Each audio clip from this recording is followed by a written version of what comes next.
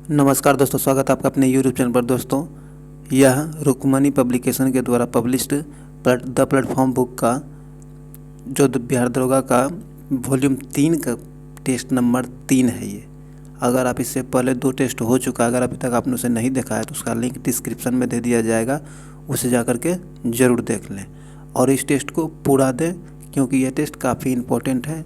जितना टेस्ट लगाइएगा उतना ज़्यादा फ़ायदा होगा। और ये आपको प्रत्येक दिन, यह टेस्ट प्रत्येक दिन आपको 7:30 बजे शाम को मिल जाया करेगा। आप इसे बिल्कुल देख लें और इसे लाइक शेयर जरूर करें। इस चैनल को सब्सक्राइब कर लें, घंटी दबा लें ताकि आने वाले वीडियो का नोटिफिकेशन आपको आसानी से मिल सके। चलिए आज का टेस्ट शुरू करते हैं। आज के टेस्ट का पहला क्वेश्चन है कि जब ग्रीन बीच के माध्यम मध्याह्न में एक जगह का स्थानीय समय 5 बजे शाम है, तो निम्नलिखित में से वह कौन सा यामोत्तर है जिस पर उपयुक्त जगह अवस्थित है।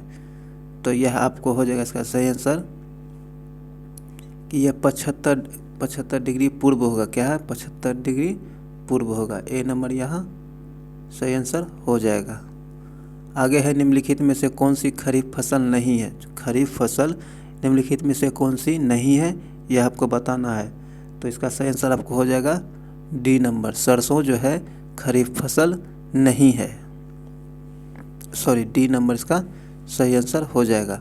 दोस्तों देखिए, इसमें खरीफ फसल नहीं है, खरीफ फसल सरसों नहीं है, इसका मतलब ये 3 जो बाकी हैं, कपास, मूंगफली, मक्का, ये आपको खरीफ फसल है। इस तरह के क्वेश्चन को आप नोट जरूर कर लिया करें, क्योंकि इससे 2 प्रकार का क्वेश्चन आपको मिल जाता है। आइए आगे देखते हैं। आगे कहता है, कुछ भौगोलिक क्षेत्रफल के संदर्भ में वनों का उच्चतम प्रतिशत मिलता है। कहता है कुल भौगोलिक क्षेत्रों के संदर्भ में वनों का उच्चतम प्रतिशत मिलता है किस राज्य में। तो यह आपको मिजोरम में मिलेगा। कहाँ? मिजोरम में मिलेगा। डी नंबर बिल्कुल सही आंसर हो जाएगा। दोस्तों, भारत में यह भारतीय वन स्थिति रिपोर्ट के अनुसार जारी किया जाता है। भारतीय वन स्थिति रिपोर्ट के द्वारा जारी किया जाता है। यह प्रत्येक 2 वर्ष पर जारी किया जाता है। आइए आगे है कि अधिपादप मुख्यतः पाए जाते हैं। अधिपादप मुख्यतः पाए जाते हैं, यह कहाँ पाए जाते हैं? तो यह आपको विषुवतीय वनों में पाए जाते हैं। कहाँ? विषुवतीय वनों में पाए जाते हैं। तो इसका डी नंबर बिल्कुल सही आंसर हो जाएगा। कहता है, केसर की सबसे अधिक मात्रा उत्पन्न होती है। कहता है, केसर का उत्पादन सर्वाधिक मात्रा में किस राज्य में होती है। तो यह आपको कश्मीर में होता है। कहाँ होता है? कश्मीर में केसर सर्वाधिक मात्रा में उत्पादित होती है। बी नंबर बिल्कुल सही आंसर हो जाएगा। आगे है कि उत्तर भारत में उप हिमालय क्षेत्र के सहारे फैले मैदान को कहा जाता है। कहता है, उत्तर भारत में उप हिमालय क्षेत्र के सहारे जो फैले मैदान है उसको क्या कहा जाता है? तो उसे कहा जाता है आपको भावर। क्या कहा जाता है? भावर कहा जाता है। डी नंबर यहाँ सही आंसर हो जाएगा। इसकी ये भावर क्षेत्रफल जो इसकी औसत ऊंचाई 900 से 1200, कितना? 900 से 1200 मीटर होती है। आगे है, निम्नलिखित राज्यों में से किसकी तटरेखा सर्वाधिक है। कहता दिए गए राज्यों में सर्वाधिक तटरेखा किन राज्यों की है। तो इसका सही आंसर आप सबको पता है कि गुजरात की तटरेखा सबसे अधिक है। कितनी है? गुजरात की तटरेखा सबसे अधिक है। यहाँ ए नंबर सही आंसर हो जाएगा। दोस्तों, इससे रिलेटेड क्वेश्चन पूछा जाता है कि भारत के कितने राज्य तटीय राज्य, मतलब समुद्री से सटते हैं तटीय राज्य है। तो इसमें 9 हो जाएगा। इसका आंसर क्या हो जाएगा? 9 राज्य ऐसे हैं जो समुद्र की तट से सटते हैं।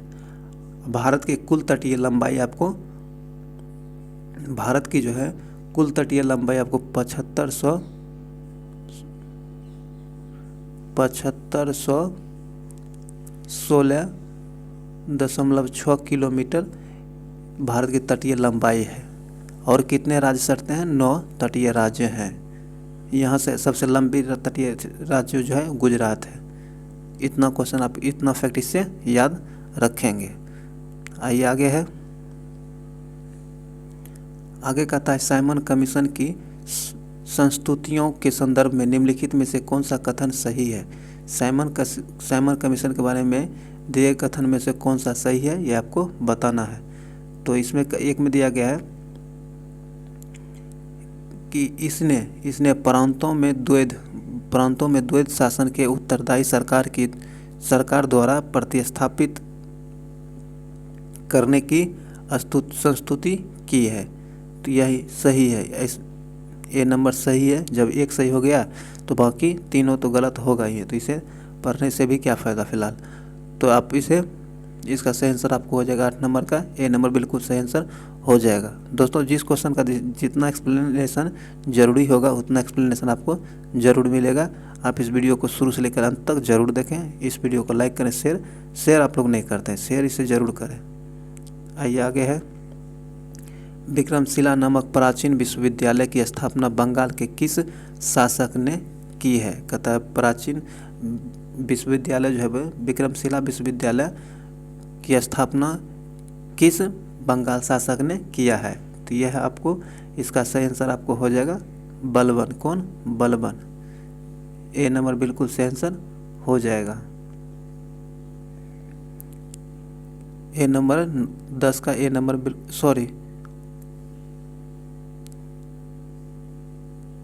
इसका ए नंबर धर्मपाल होगा। कौन होगा? धर्मपाल होगा। 9 नंबर का ए नंबर विक्रमशिला विश्वविद्यालय की स्थापना धर्मपाल ने किया था। तो इसका ए नंबर बिल्कुल सही आंसर हो जाएगा धर्मपाल।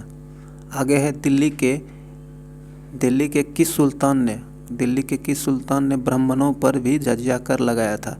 कहता है दिल्ली का हुआ कौन सा सुल्तान था जिन्होंने ब्राह्मण पर भी जजिया कर लगा दिया था।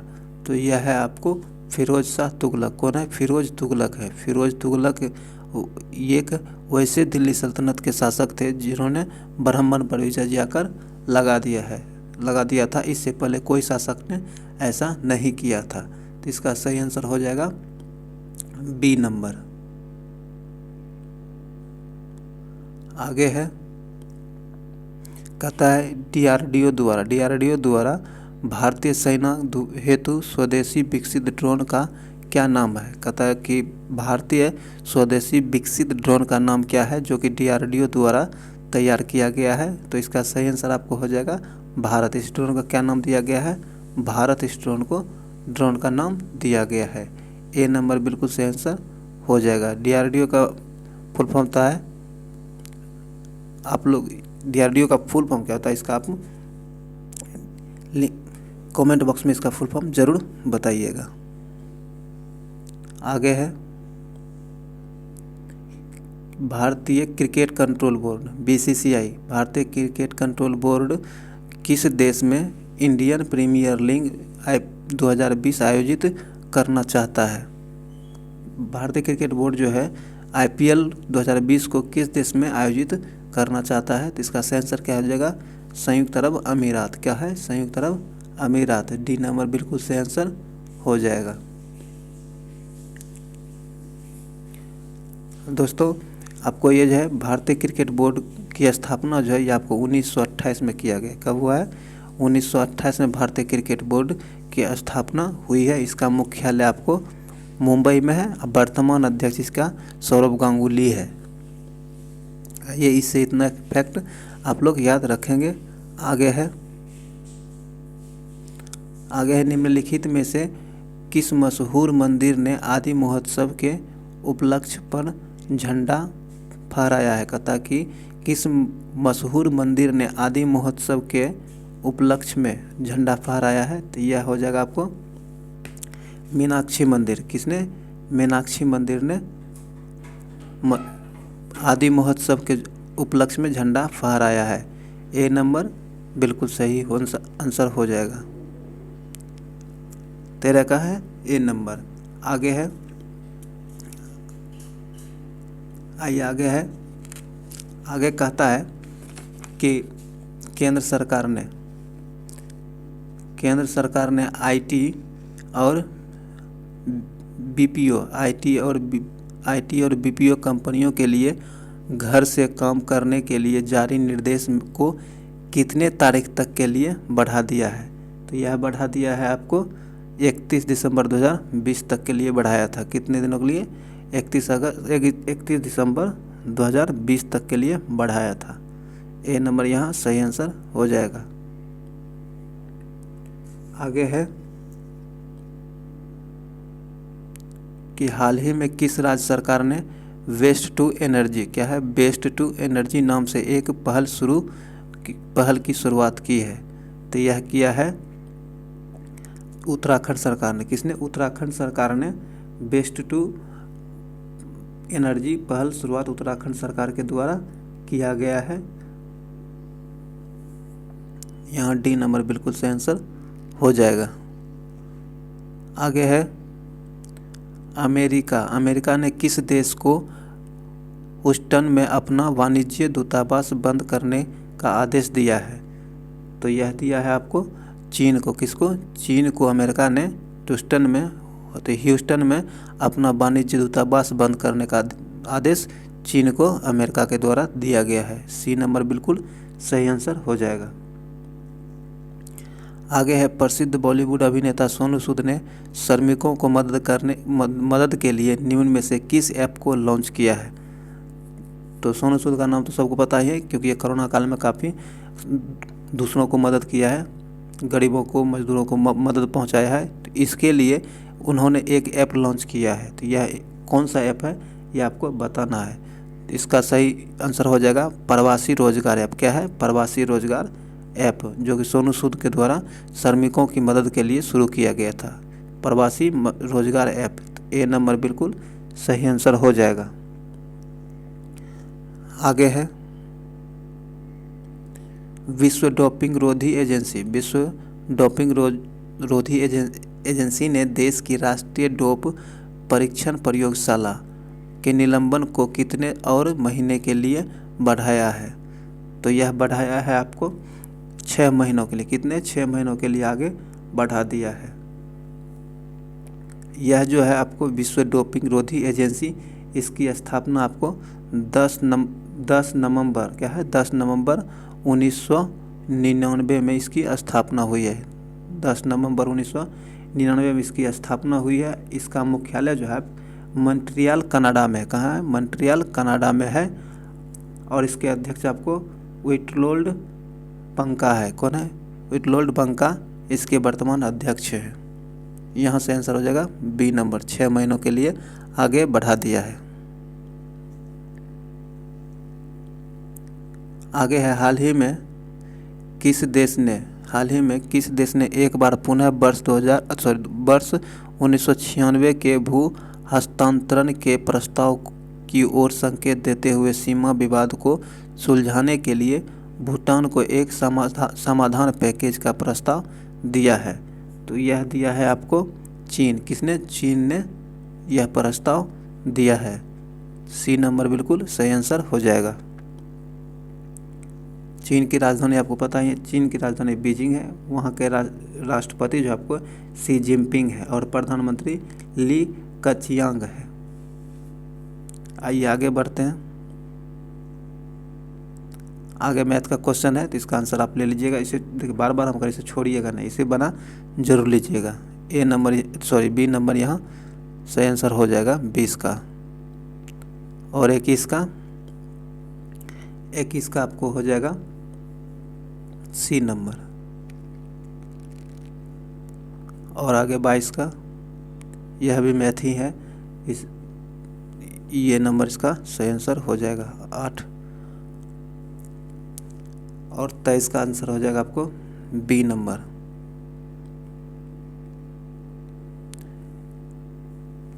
24 का डी नंबर सही आंसर हो जाएगा। दोस्तों इस मैथ को छोड़िएगा नहीं। हम लोग तो इस चैनल पर आपको 10 से 15 दिन पहले, एग्जाम से 15 दिन पहले भरपूर मैथ कराया जाएगा, क्योंकि ज़्यादा हार्ड क्वेश्चन नहीं पूछता, तो आपको दिक्कत नहीं होना चाहिए। लेकिन फिर भी आपको 10 दिन 15 दिन पहले आपको करा दिया जाएगा, लेकिन इसे आप बिल्कुल छोड़ें नहीं। आइए आगे है। आगे तो हाल ही में गाओफेन कौन है? गाओफेन 905 नामक optical remote sensing satellite launch किया है। इस उपग्रह का संबंध किस देश से है? तो इस ग्रह का संबंध आपको चीन से है। कहाँ से है? चीन से है। इसका लॉन्चिंग जो यहाँ सी नंबर इसका सही आंसर हो जाएगा। इसका लॉन्चिंग जो है आपको मार्च 2D रॉकेट से किया गया था। किससे? 2D रॉकेट से इसका प्रक्षेपण किया गया था और ये आपको 2020 में चीन के द्वारा छोड़ा गया था। कब छोड़ा गया था? 2020 में। ध्यान में जरूर रखिएगा। आगे है, आगे कहता है कि निम्नलिखित में से कौन सा राज्य प्रधानमंत्री स्वनिधि योजना लागू करने में शीर्ष पर रहा है? कहता है कि कौन सा राज्य प्रधानमंत्री स्वनिधि योजना लागू करने में शीर्ष स्थान पर रहा है?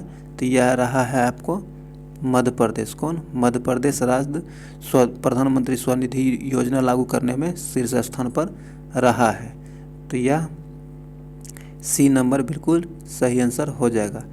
इस प्रधानमंत्री स्वनिधि योजना के अंतर्गत प्रत्येक छोटे दुकानदारों को 10,000 ऋण देने की घोषणा की गई है और यह स्कीम 20 तक वैध था। 1 साल के लिए ही इसे चालू किया गया था। आगे है our only home a climate appeal to the world नामक पुस्तक के लेखक कौन है? कहता our only home a climate appeal to the world पुस्तक के लेखक कौन है? तो यह है आपको दलाई लामा। कौन है? इनके लेखक दलाई लामा है। तो यहाँ डी नंबर बिल्कुल सही आंसर हो जाएगा, दलाई लामा। आगे है, आगे कहता है 28 में ऑपरेशन रक्षक निम्नलिखित में से किससे संबंधित है? कहता है ऑपरेशन रक्षक जो है वह किनसे संबंधित है? तो यह आपको जम्मू कश्मीर में आतंकवादी विरोधी अभियान से संबंधित है। बी नंबर बिल्कुल सही आंसर हो जाएगा। यह अभियान आपको बहुत पहले 1990 में ही भारतीय सेना के द्वारा शुरू किया गया था। आगे है निम्नलिखित में किसे film and television institute of India का नया अध्यक्ष नियुक्त किया है? तो यह नियुक्त किया गया आपको शेखर कपूर को। किसको? शेखर कपूर को नियुक्त किया गया है और ये आपको 2023 तक इस पद पर बने रहेंगे। कब तक? 2023 तक बने रहेंगे। आगे है मैन बुकर अंतर्राष्ट्रीय पुरस्कार 2020 के विजेता कौन है? मैन बुकर पुरस्कार अंतर्राष्ट्रीय विजेता 2020 के कौन है? तो यह है आपको मारिके लुकास। कौन? मारिके लुकास हैं। बी नंबर सही आंसर हो जाएगा। आगे है हाल ही में किस देश ने पुनः इस्तेमाल में लाए जाने योग्य स्पेस क्राफ्ट का सफल परीक्षण किया है? तो यह किया है आपको चीन ने। किसने किया है? चीन ने किया है। सी नंबर बिल्कुल सही आंसर हो जाएगा। इसका लॉन्च जो है चीन जो है इसका लॉन्च 2F रॉकेट से के द्वारा किया है। किसका? 2F रॉकेट के द्वारा किया है। आगे है किस तिथि को ओजोन परत संरक्षण दिवस मनाया जाता है? तो यह आपको 16 सितंबर। कब? 16 सितंबर को ओजोन परत संरक्षण दिवस प्रत्येक वर्ष मनाया जाता है। तो यहाँ ए नंबर बिल्कुल सही आंसर हो जाएगा। आगे है UEFA सुपर कप का संबंध किस खेल से है? तो इसका संबंध आपको फुटबॉल से। किससे है? फुटबॉल से इसका संबंध है। बी नंबर बिल्कुल सही आंसर हो जाएगा। आगे है निम्नलिखित ग्रहों में वह कौन सा है जिसका कोई उपग्रह नहीं है?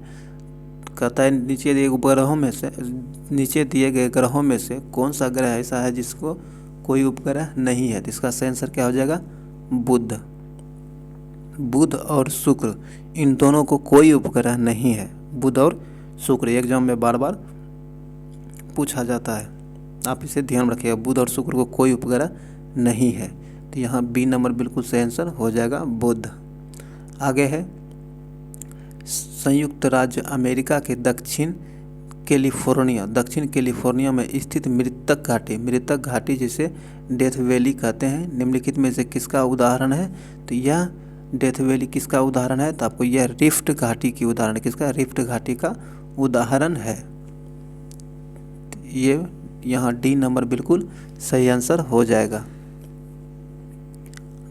यह आपको डेथ वैली जो है आपको कैलिफोर्निया में स्थित एक रेगिस्तान है जिसे डेथ वैली कहा जाता है।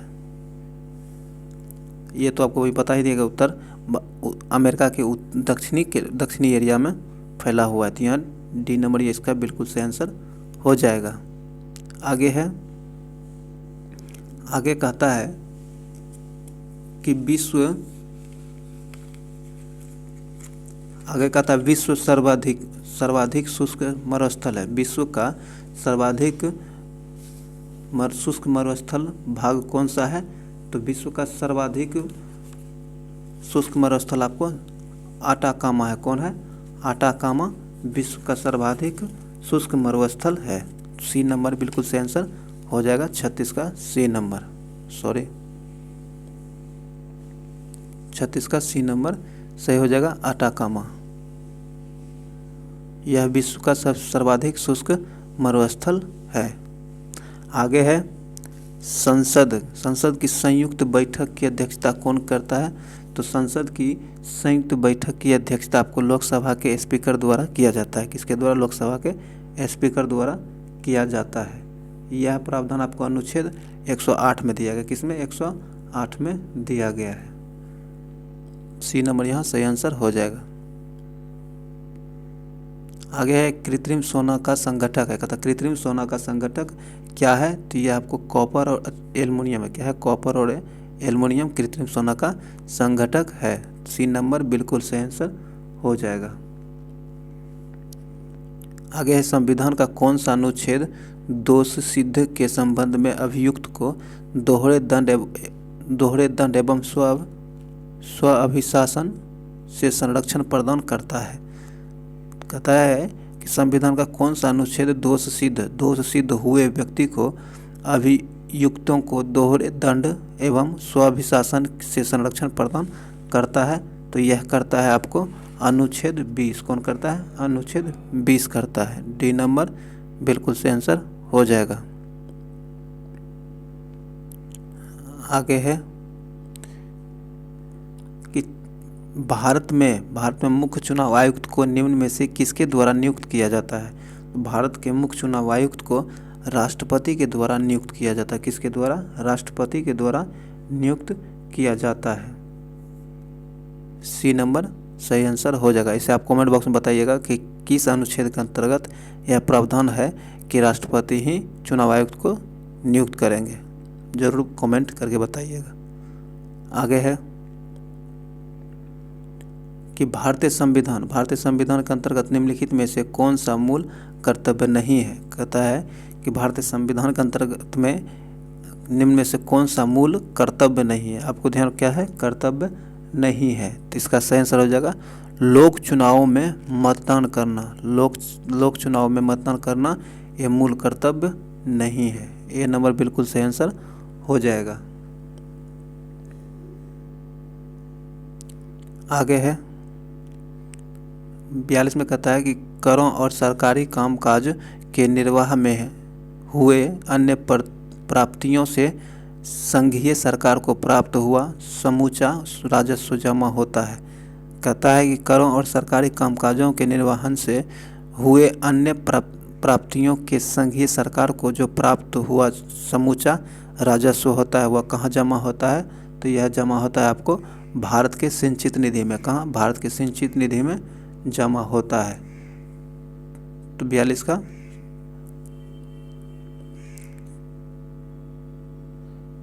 का सी नंबर बिल्कुल से आंसर हो जाएगा। आगे है कोहरे को भेदने वाले लैंप में प्रयुक्त गैस है। कहता जो कुहासा होता है उसे भेदने वाले लैंप में किसका प्रयोग होता है, तो इसमें आपको इसका सही आंसर हो जाएगा सी नंबर, नियॉन गैस का प्रयोग किया जाता है। सी नंबर सही आंसर हो जाएगा सी, नियॉन गैस का प्रयोग कोहरे बेधने वाले लैंप में किया जाता है। आगे है, भारत का राष्ट्रपति किसके द्वारा हटाया जा सकता है। कहता है भारत का राष्ट्रपति जो है किसके द्वारा हटाया जा सकता है, तो यह आपको संसद के द्वारा हटाया जा सकता है। किसके द्वारा, संसद के द्वारा हटाया जा सकता है। यह आपको अनुच्छेद आपको 61 के अंतर्गत यह प्रावधान है। तो यहाँ बी नंबर आंसर सही हो जाएगा। आगे है, एक वर्णांध व्यक्ति जिसे वर्णद्धता का शिकार है का सामान्य महिला से विवाह करता है, तो वर्णद्धता के लक्षण उत्पन्न होंगे उसके किसमें, आने वाले पीढ़ी में किसमें यह लक्षण पुनः पाया जाएगा, तो यह लक्षण आने वाले उनके पुत्रियों में पाया जाएगा। किसमें, पुत्रियों में पाया जाएगा। डी नंबर बिल्कुल सही आंसर हो जाएगा। आगे है, निम्नलिखित युग्मों में सुमेलित नहीं है, तो जो सुमेलित नहीं है उसे ढूंढना है। तो दिया गया है कि थायमिन बेरी रोग, यह सही है। विटामिन डी सूखा रोग, यह भी सही है। विटामिन के बांझेपन या बांझपन, नहीं, यह गलत है। विटामिन के जो है कैलिफेनॉल होता है, इसका विटामिन के का मुख्य कार्य होता है रक्त को थक्का बनने में मदद करता है। सी नंबर यहाँ सही आंसर हो जाएगा। आगे है, केसिन होता है। कहता केसिन क्या होता है, तो केसिन आपको एक प्रकार का प्रोटीन है। क्या है, प्रोटीन है। सी नंबर बिल्कुल सही आंसर हो जाएगा।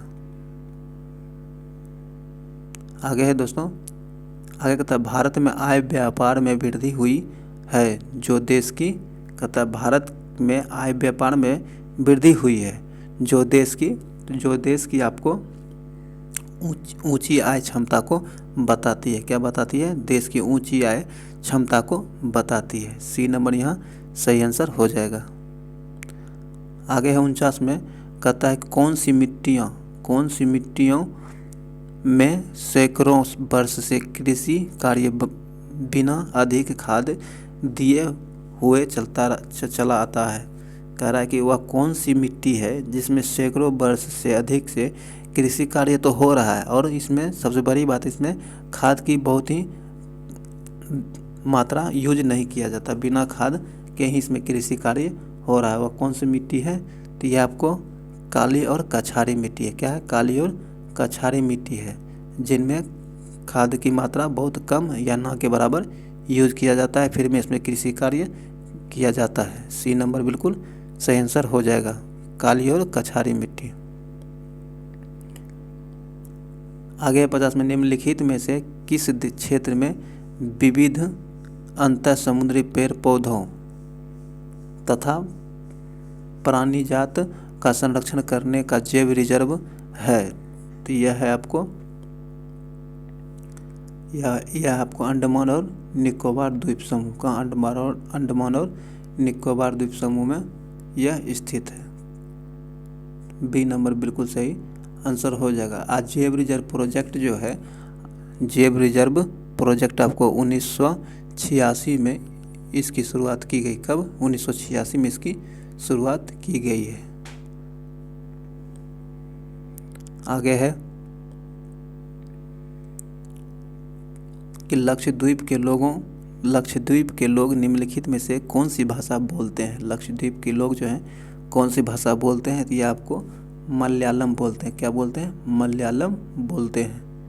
ए नंबर सही आंसर हो जाएगा। आगे है संसद स्थानीय विकास निधि योजना आरंभ की गई है। कहता है संसद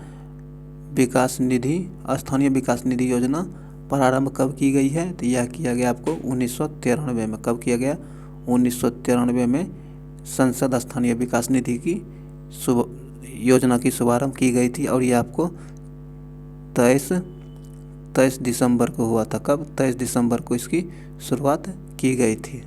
बी नंबर बिल्कुल सही आंसर हो जाएगा। आगे है 53 में कहता है कि पृथ्वी के चारों ओर वायुमंडल के ताप स्तरण की 3 सुस्पष्ट विशेषताएं निम्नलिखित में से कौन से एक परत का सही विन्यास है। तो एक परत का सही विन्यास आपको है क्षोभ मंडल, समताप मंडल और थर्मोस्फीयर मंडल। सी नंबर सही आंसर हो जाएगा। सी नंबर सही आंसर हो जाएगा।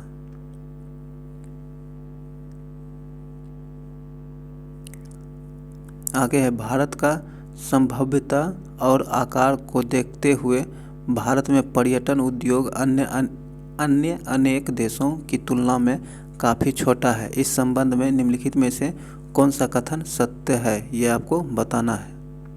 तो इस संबंध में आपको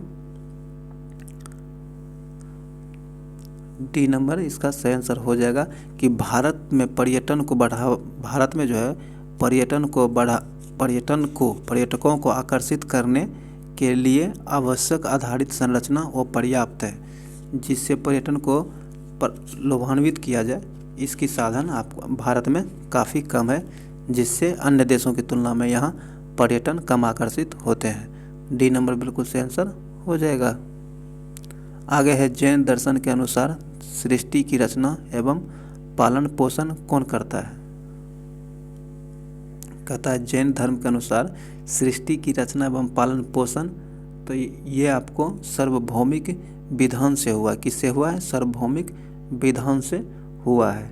ए नंबर बिल्कुल सही आंसर हो जाएगा।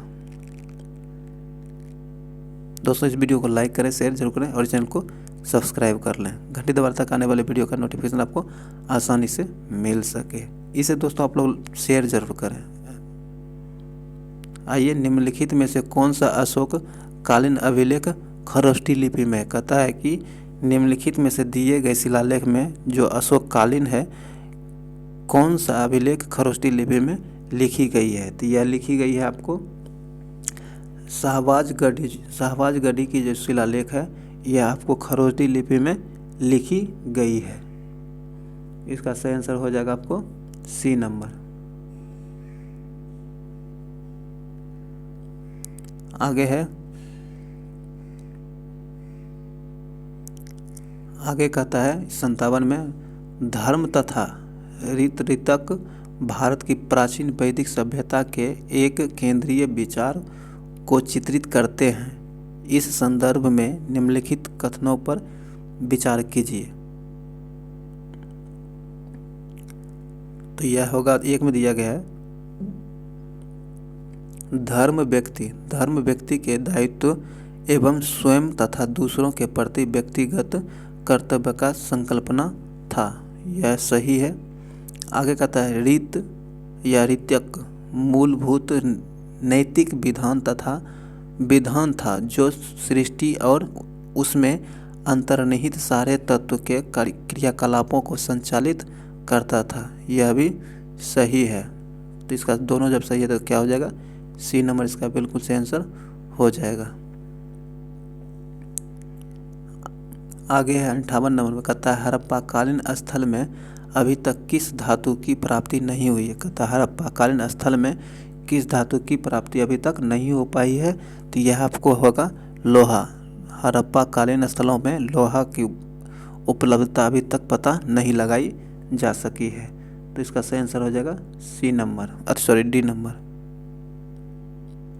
आगे है निम्नलिखित मध्ययुगीन शासकों में से कौन एक सर्वाधिक शिक्षित था। कहता है कि मध्ययुगीन शासकों में कौन सा सर्वाधिक शिक्षित था। तो ये आपको मोहम्मद बिन तुगलक काफ़ी शिक्षित था। ये नंबर बिल्कुल सही आंसर हो जाएगा मोहम्मद बिन तुगलक। और इसका शासनकाल आपको 1325 से लेकर 1351 तक इसका शासनकाल रहा था। आइए आगे है निम्नलिखित में से कौन भक्ति आंदोलन का प्रस्तावक नहीं था। कहता है भक्ति आंदोलन का प्रस्तावक नहीं था। तो यह आपको नागार्जुन है। कौन है? नागार्जुन भक्ति आंदोलन के प्रस्तावक नहीं थे। ए नंबर बिल्कुल सही आंसर हो जाएगा। आगे है निम्नलिखित में से कौन भारत के उपराष्ट्रपति का निर्वाचन करता है? कहता है भारत के राष्ट्रपति का निर्वाचन कौन करता है, ये आपको बताना है। तो एक में दिया गया है लोकसभा के सदस्य, हाँ ये करते हैं। दूसरा है राज्यसभा के सदस्य, यह भी करते हैं। विधानसभाओं के सदस्य यह नहीं करते हैं। विधान परिषदों के सदस्य यह भी नहीं करते। 1 और 2 दोनों करते हैं। तो ये नंबर यहाँ बिल्कुल सही आंसर हो जाएगा। लोकसभा के सदस्य और राज्यसभा के सदस्य दोनों मिलकर उपराष्ट्रपति का निर्वाचन करता है। ए नंबर बिल्कुल सही आंसर हो जाएगा। आगे है, कहता है O बराबर O में किस प्रकार का बंधन है? कहता है ऑक्सीजन, और ऑक्सीजन में कौन सा बंधन है? तो इसमें आपको द्विक सहसंयोजक बंधन, कौन है? द्विक सहसंयोजक बंधन इसमें है। बी नंबर बिल्कुल सही आंसर हो जाएगा। आगे है 263 में, कहता है जैसे जैसे अर्थव्यवस्था विकसित होती है राष्ट्रीय आय में तृतीयक क्षेत्र का अंश, कहता है जैसे जैसे अर्थव्यवस्था विकसित होती है तो राष्ट्रीय आय में तृतीयक क्षेत्र का अंश क्या होता है? तो राष्ट्रीय आय में तृतीयक क्षेत्र का अंश आपको बढ़ता जाता है। क्या होता है? बढ़ता जाता है। सी नंबर बिल्कुल सही आंसर हो जाएगा। आगे है 64 में कहता है निम्नलिखित में से कौन सा एक राजकोषीय नीति का उपकरण नहीं है? तो राजकोषीय नीति का उपकरण ब्याज दर नहीं है। क्या है? ब्याज दर नहीं है। सी नंबर बिल्कुल सही आंसर हो जाएगा, क्योंकि ब्याज दर का निर्धारण आरबीआई के द्वारा किया जाता है। किसके द्वारा? आरबीआई के द्वारा किया जाता है। आगे है भारत की जनसंख्या वृद्धि के इतिहास में कौन सा वर्ष महाविभाजन का वर्ष कहलाता है? तो महाविभाजन का वर्ष आपको 1921 कहलाता। क्या होता है? 1921 को कहा जाता है। डी नंबर यहाँ बिल्कुल सही आंसर हो जाएगा, क्योंकि यह जो है 1911 से 21 के बीच इनमें जनसंख्या में ऋणात्मक अंकन किया गया था, इसीलिए इसे महाविभाजन वर्ष के रूप में घोषित किया गया है। डी नंबर यहाँ बिल्कुल सही आंसर हो जाएगा। आगे है कि भारतीय अर्थव्यवस्था के बारे में निम्नलिखित से कौन सा कथन सत्य नहीं है? कहता है कि भारतीय अर्थव्यवस्था के बारे में कौन सा कथन सत्य नहीं है, तो यह आपको ढूंढना है। तो इसका बी नंबर बिल्कुल सत्य नहीं है, यह गलत है। बी नंबर बिल्कुल आंसर सही हो जाए, क्योंकि सेवा क्षेत्र का भारत की जीडीपी में अंशदान केवल 25% है, यह गलत है। बी नंबर बिल्कुल सही आंसर हो जाएगा। आगे है, कहता है द्वितीय पंचवर्षीय योजना की रूपरेखा किसने तैयार की थी? द्वितीय पंचवर्षीय योजना जो थी उसकी रूपरेखा किसने तैयार की थी? तो इसकी रूपरेखा आपको पीसी महालनोबिस ने किया था। पीसी महालनोबिस ने द्वितीय पंचवर्षीय योजना की रूपरेखा तैयार की थी। और द्वितीय पंचवर्षीय योजना की जो है समय 1956 से 61 तक था। कब था? 1956 से 61 तक द्वितीय पंचवर्षीय योजना का समय था। तो यहाँ सही आंसर हो जाएगा सी नंबर, पीसी महालनोबिस। आगे है कि निम्नलिखित में से कौन अनुषंगी नगर है? अनुषंगी नगर कौन सा है? तो यह आपको गाजियाबाद अनुषंगी नगर है। क्या है? अनुषंगी नगर गाजियाबाद है। बी नंबर बिल्कुल सही आंसर हो जाएगा। आगे है निम्नलिखित में से कौन सा सही सुमेलित है? तो इसमें कौन सही सुमेलित है ये आपको बताना है। तो इसका सही सुमेलित है सी नंबर सही सुमेलित है। सी नंबर बिल्कुल सही आंसर हो जाएगा। कोलेरू आंध्र प्रदेश में है। बाकी आपको एलोनार जो है मध्य प्रदेश नहीं, महाराष्ट्र में है। कहाँ है? महाराष्ट्र में है। और ये नक्की राजस्थान में, कहाँ है, राजस्थान में है। और ये पुलिकट केरल में नहीं, तमिलनाडु में, कहाँ है, तमिलनाडु में। इस सब आप नोट जरूर कर लिया करिएगा। लोनार कहाँ है, महाराष्ट्र में।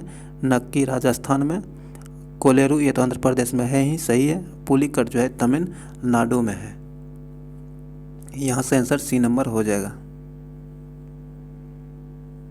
आगे है विभिन्न राज्यों से संबंधित लोक नृत्यों में कौन सुमेलित नहीं है। कहता है कि विभिन्न राज्यों में से संबंधित लोक नृत्य दिए गए हैं, इनमें से कौन सुमेलित नहीं है।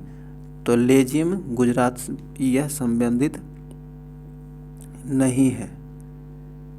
लेजिम जो है ये गुजरात की नहीं, महाराष्ट्र की लोक नृत्य है। कहाँ की, महाराष्ट्र की लोक नृत्य है। ये महाराष्ट्र की लोक नृत्य है लेजिम। बाकी सब सही सुमेलित है। सी नंबर बिल्कुल सही आंसर हो जाएगा। आगे है G7 राष्ट्रों के समूह में सम्मिलित है। कहता है G7 राष्ट्रों के समूह में कौन से देश सम्मिलित हैं। तो ये है आपको ब्रिटेन, कनाडा, जर्मनी एवं इटली। ये चारों G7 राष्ट्रों में सम्मिलित हैं। डी नंबर बिल्कुल सही आंसर हो जाएगा। और ये G7 की स्थापना आपको 1975 में किया गया था। कब किया गया था, 1975 में किया गया था। और ये इसकी स्थापना फ्रांस में की गई थी। कहाँ की गई थी, फ्रांस में की गई थी। आगे है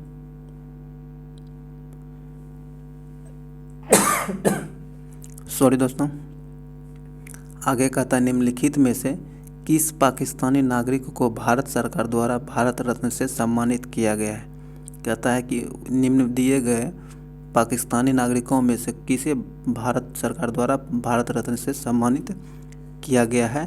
तो इसका सही आंसर हो जाएगा खान अब्दुल गफ्फार खान। कौन हो जाएगा, खान अब्दुल गफ्फार खान को भारत रत्न से सम्मानित किया गया है। सी नंबर बिल्कुल सही आंसर हो जाएगा। आगे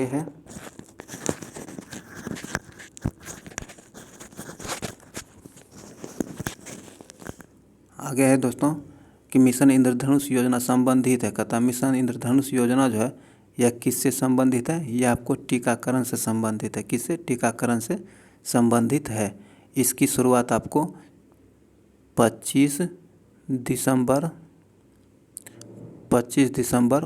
2014 को किया गया था। कब किया गया था, 2014 को किया गया था। बी नंबर बिल्कुल सही आंसर हो जाएगा, टीकाकरण से संबंधित है। आगे है कि जनगणना 2011 के अनुसार सर्वाधिक जनसंख्या वृद्धि दर के आधार पर निम्नलिखित में से राज्य को घटते क्रम में व्यवस्थित कीजिए। कहता है 2011 जनगणना के अनुसार दिए गए राज्यों को जनसंख्या के घटते क्रम के अनुसार, जनसंख्या वृद्धि के अनुसार घटते क्रम के अनुसार सजाइए। तो इसका सही आंसर हो जाएगा आपको पहले नंबर मेघालय आएगा, 1 पर मेघालय आएगा, 2 पर बिहार, 3 पर मिजोरम, 4 पर सिक्किम। तो क्या हो जाएगा, मेघालय, बिहार, मिजोरम, सिक्किम। मेघालय, बिहार, मिजोरम, सिक्किम। ए नंबर इसका सही आंसर हो जाएगा। आगे है दोस्तों, आगे है निम्नलिखित पर विचार कीजिए। निम्नलिखित पर विचार कीजिए। कहता दिए गए उपयुक्त में कौन सा भारत के प्राकृतिक रूप में पाए जाते हैं। भारत में प्राकृतिक रूप में कौन सा ऊपर दिए गए में से पाए जाते हैं। तो इसका कहता है काली गर्दन वाला सारस। काली गर्दन वाला सारस प्राकृतिक रूप से भारत में पाया जाता है, यह सही है। चीता भी पाया जाता है, यह भी सही है। और उड़न गिलहरी जिसे कंदली कहा जाता है, यह भी पाया जाता है। और आगे है हिम तेंदुआ, यह भी पाया जाता है। उपयुक्त में सभी पाया जाता है। तो डी नंबर इसका सही आंसर हो जाएगा। आगे है कि वन अनुसंधान संस्थान स्थित है। कहता है वन अनुसंधान संस्थान स्थित है, यह आपको देहरादून में स्थित है। कहाँ, देहरादून में यह स्थित है। इसकी स्थापना आपको 1906 में इसकी स्थापना की गई थी। वन अनुसंधान संस्थान की स्थापना आपको 1906 ईस्वी में की गई थी। आगे है, कहता है कि निम्नलिखित को सुमेलित कीजिए। क्या करें? निम्नलिखित को सुमेलित कीजिए। एक तरफ राष्ट्रीय अभयारण्य है, दूसरी तरफ राज्य है, इसे मिलाना है। तो ये जो है पाखुई जो है आपको अरुणाचल प्रदेश, कहाँ है? पाखुई अरुणाचल प्रदेश में है। और बोरी मध्य प्रदेश, कहाँ? बोरी मध्य प्रदेश में है। नामोरी जो है यह असम में है, यह मिला ही है। और इंद्रावती तो आपको छत्तीसगढ़ में है। क्या हो जाएगा? एक पाखुई आपको अरुणाचल प्रदेश में, तो दो में दो है। एक और देखिए, बोरी मध्य प्रदेश, ये सी नंबर यहाँ सही आंसर हो जाएगा।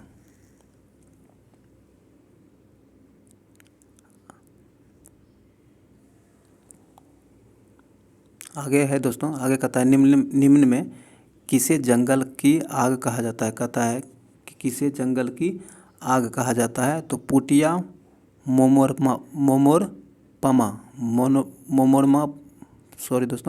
पुटिया मोमोरपमा जो है, इसे जंगल का आग कहा जाता है। इसे पलाश भी कहते हैं। बी नंबर बिल्कुल सही आंसर हो जाएगा। आगे है कि भारतीय दलहन शोध संस्थान कहाँ स्थित है? तो यह भारतीय दलहन शोध संस्थान आपको कानपुर में स्थित है। कहाँ है? कानपुर में स्थित है। बी नंबर बिल्कुल सही आंसर हो जाएगा। और इसकी स्थापना आपको 1983 में हुआ है। कब हुआ है? 1983 में इसकी स्थापना हुई है। भारतीय दलहन शोध संस्थान की स्थापना 1983 में हुई है। और इसका यह आपको कानपुर में स्थित है। कहाँ है? कानपुर में स्थित है। आगे है, कहता है बिहार के भौतिक विभागों में आप निम्नलिखित में से कौन सम्मिलित नहीं करेंगे? कहता है कि वो बिहार के भौतिक विभागों में आप निम्नलिखित में से किसे सम्मिलित नहीं करेंगे? तो पूर्वी गंगा मैदान को सम्मिलित नहीं किया जाता है। डी नंबर बिल्कुल सही आंसर हो जाएगा।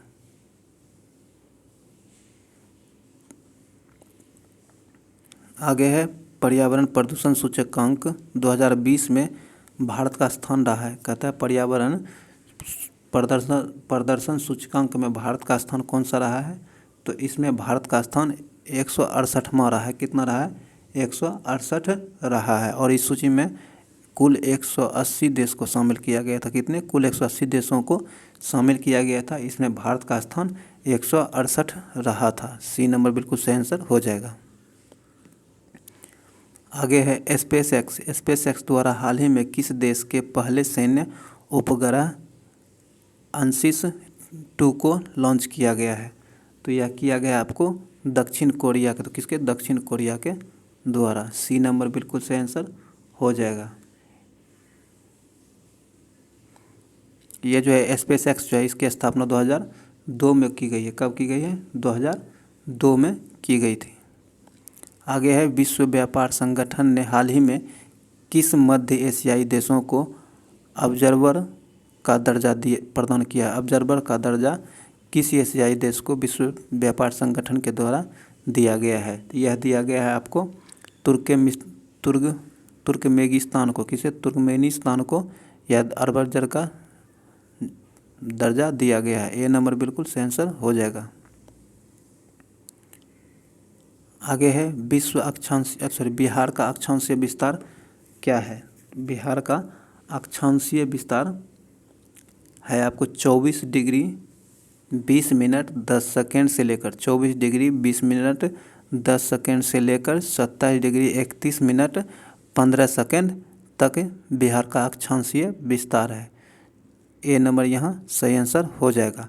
अगर वहीं आपको बिहार का देशांतरीय विस्तार कहा जाए तो इसकी देशांतरीय विस्तार है आपको 83 degree 19 minute 83 degree 19 minute 50 second से लेकर 88 डिग्री 17 मिनट और 40 सेकेंड इसका देशांतरीय विस्तार है। अक्षांशीय विस्तार तो यह ही, देशांतरीय विस्तार ये है। और बिहार की कुल लंबाई जो है आपको, बिहार का जो क्षेत्रफल है, बिहार का क्षेत्रफल आपको 9400 कितना 94,163 है। कितना है 94,163 वर्ग किलोमीटर है। और बिहार की ये आपको बीपीएससी दरोगा में, खास बीपीएससी में काफ़ी ज़्यादा पूछा जाता है। तो ये बिहार का क्षेत्रफल हो गया है। और बिहार की लंबाई जो है, लंबाई 345 किलोमीटर है। कितना है लंबाई 345 किलोमीटर है। और चौड़ाई आपको चौड़ाई 483 किलोमीटर है। कितना है 483 किलोमीटर है। ये चौड़ाई है 483 किलोमीटर, लंबाई 345 किलोमीटर है। और क्षेत्रफल आपको 94,163 वर्ग किलोमीटर है। आप इतना फैक्ट इसके बारे में ध्यान रखिएगा। और हाँ, समुद्र तल से इसकी ऊंचाई 53 मीटर है। कितना है समुद्र तल से इसकी ऊंचाई 53 मीटर है। ये भी पूछा जाता है। अगर फीट में कहा जाए तो 173 फीट है। चलिए आगे बढ़ते हैं।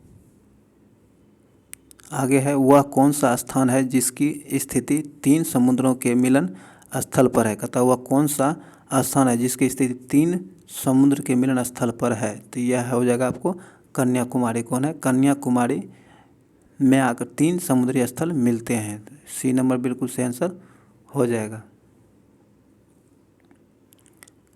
आगे है, सामान्य आपदाओं को कितने वर्गों में बांटा गया है। कहता है सामान्य आपदा जो है उसे कितने वर्गों में बांटा गया है। तो इसे 2 वर्गों में बांटा गया। कितने 2 वर्गों में बांटा गया है। बी नंबर सही आंसर हो जाएगा। आगे है, किस अवधि में पूरा भारतवर्ष दक्षिण पश्चिम मानसून के प्रभाव में आ जाता है। कहता है किस अवधि में पूरा भारत दक्षिण पश्चिम मानसून के प्रभाव में आ जाता है। तो यह आपको 20 से 30 जून के बीच पूरा भारत दक्षिण पश्चिम मानसून के प्रभाव में आ जाता है। सी नंबर बिल्कुल सही आंसर हो जाएगा। आगे है, उच्चवाच एवं धरातलीय रूप के आधार पर बिहार को कितने रूपों में बांटा जाता है। कहता है उच्चवाच और धरातलीय स्वरूप के आधार पर बिहार को कितने भागों में बांटा जा सकता है। तो इसमें बिहार को कितने भागों में बांटा जा सकता है। तो बिहार को इसमें 3 भागों में बांटा जा सकता है। पहला भाग होगा हिमालयी पर्वतीय क्षेत्र, दूसरा होगा बिहार का विशाल मैदान और तीसरा होगा दक्षिण का सीमांत पठारी क्षेत्र। यह 3 भागों में से बांटा जा सकता है। तो यहाँ से आंसर हो जाएगा ए नंबर। आगे है, जब प्रकाश किरण एक माध्यम से दूसरे माध्यम में जाती है तो इसकी क्या होती है। कहता है जब प्रकाश एक माध्यम से दूसरे माध्यम में जाती है तब इसकी आवृत्ति समान बनी रहती। क्या होती है आवृत्ति समान बनी रहती है। बी नंबर बिल्कुल सही आंसर हो जाएगा। आगे है कि भौतिक विज्ञान में एसआई पद्धति के मूल मात्रकों की संख्या कितनी है। कहता है भौतिक विज्ञान में एसआई पद्धतियों की मूल मात्रकों की संख्या कितनी है। तो यह मात्र 7 है। कितने हैं 7 है। ये मूल मात्रक 7 कौन कौन से हैं। तो ये लंबाई है, द्रव्यमान है, किलोमीटर है, समय है और एम्पियर है, केल्विन है, ज्योति तीव्रता है, जो कैंडेला है। ये 7 मूल मात्रक हैं। आगे है, जब समान आवृत्ति या आयाम की 2 ध्वनि तरंगें एक साथ किसी बिंदु पर पहुंचती है तो उस बिंदु पर ध्वनि ऊर्जा का पुनः वितरण हो जाता है। यह घटना क्या है। यह घटना ध्वनि का व्यतिकरण है। क्या है ध्वनि का व्यतिकरण है। बी नंबर बिल्कुल सही आंसर हो जाएगा। आगे है, अच्छे अवशोषक ही अच्छे उत्सर्जक होते हैं। कहता है अच्छे अवशोषक ही अच्छे उत्सर्जक होते हैं। यह किस नियम पर है आधारित है। तो यह आपको किरचॉफ के नियम पर आधारित है। किस पर। किरचॉफ के नियम के अनुसार अच्छे अवशोषक, अच्छे उत्सर्जक होते हैं। ए नंबर बिल्कुल सही आंसर हो जाएगा। दोस्तों ये वीडियो अच्छा लगा तो इसे लाइक करें, शेयर करें और चैनल को सब्सक्राइब जरूर कर लें। इसे शेयर तो ज़रूर करिए आप लोग। आगे है निम्नलिखित कथनों में कौन व सत्य है। कहता है कि निम्नलिखित में कौन सा कथन व सत्य है। तो इसका धारामापी के श्रेणी क्रम में संट लगाकर अमीटर बनाया जाता। क्या होता है, धारामापी के श्रेणी में संट लगाकर अमीटर बनाया जाता है, यह गलत है। डी नंबर बिल्कुल सही आंसर यहाँ हो जाएगा क्योंकि यह गलत है। आगे है प्रसिद्ध दिलवारा मंदिर स्थित है। कहता प्रसिद्ध दिलवारा मंदिर जो है यह कहाँ स्थित है, तो यह आपको राजस्थान में स्थित है। कहाँ है, राजस्थान में स्थित है। यह मंदिर जैन धर्म से संबंधित है। किससे, जैन धर्म से संबंधित है। और यह आपको सफ़ेद मार्बल से बनाया गया। किससे, सफ़ेद मार्बल से बनाया गया है।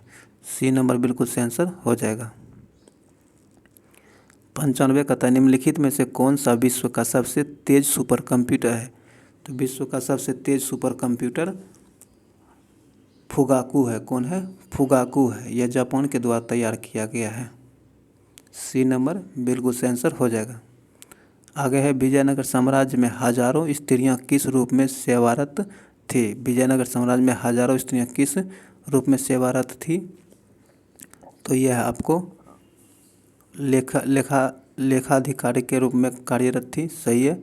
शाही अंगरक्षक के रूप में कार्य करती थी, यह भी सही है। महल की रक्षिकाओं के रूप में कार्य करती थी। सही, उपयुक्त में सभी सही है। डी नंबर बिल्कुल सही आंसर हो जाएगा। आगे गुरु गोविंद सिंह द्वारा खालसा पंथ की स्थापना कब की गई थी। तो खालसा पंथ की स्थापना आपको 1699 ईस्वी में की गई थी। कब, 1699 ईस्वी में खालसा पंथ की स्थापना की गई थी। यह गुरु गोविंद सिंह के द्वारा किया गया था। बी नंबर सही आंसर हो जाएगा। आगे है निम्न में किस बहमनी शासक ने अपनी राजधानी गुलबर्ग से बीदर स्थानांतरित किया है। तो यह किया था आपको अहमद शाह बली। कौन, अहमद शाह बली ने किया था। अहमद शाह ने गुलबर्ग से बदीर राजस्थान मतलब की राजधानी स्थानांतरण आपको 1425 ईस्वी में किया था। कब, 1425 ईस्वी में किया था। और बहमनी राज्य की स्थापना जो है ये आपको 1347 ईस्वी में हुआ था। कब, 1347 ईस्वी में बहमनी राज्य की स्थापना हुई थी। और इसका यह हसन गंगू के द्वारा इसकी स्थापना की गई थी। इतना फैक्ट आप इससे याद रखेंगे। आगे कहता है निम्नलिखित में कौन सा मगध साम्राज्य की राजधानी नहीं रहा है। मगध साम्राज्य की राजधानी कौन सा नहीं रहा है, तो कौशाम्बी जो है मगध साम्राज्य की राजधानी नहीं रहा है। डी नंबर बिल्कुल सही आंसर हो जाएगा। तो आपसे कभी कभी पूछा जा सकता है कि कौन कौन से मगध साम्राज्य की राजधानी रही है। तो राजगिरी और पाटलिपुत्र, ये तीनों मगध साम्राज्य की राजधानी रही है। तो आप यहाँ दो तरह के क्वेश्चन आप यहाँ इसमें देख सकते हैं, तो आप इसे भी नोट कर लिया करें। चलिए आगे मैथ का क्वेश्चन है। इसका आंसर आप लोग ले लीजिए, ज़रूर बनाइएगा। आप हम कह रहे हैं आप इसे छोड़िएगा नहीं, बनाइएगा ज़रूर। तो इसका सही आंसर हो जाएगा बी नंबर। दोस्तों ये वीडियो आपको अच्छा लगा तो इसे लाइक करें, शेयर ज़रूर करें और चैनल को सब्सक्राइब करें, घंटी का दबा लें ताकि आने वाले वीडियो का नोटिफिकेशन आपको आसानी से मिल सके। चलिए मिलते हैं अगले वीडियो में। जय हिंद।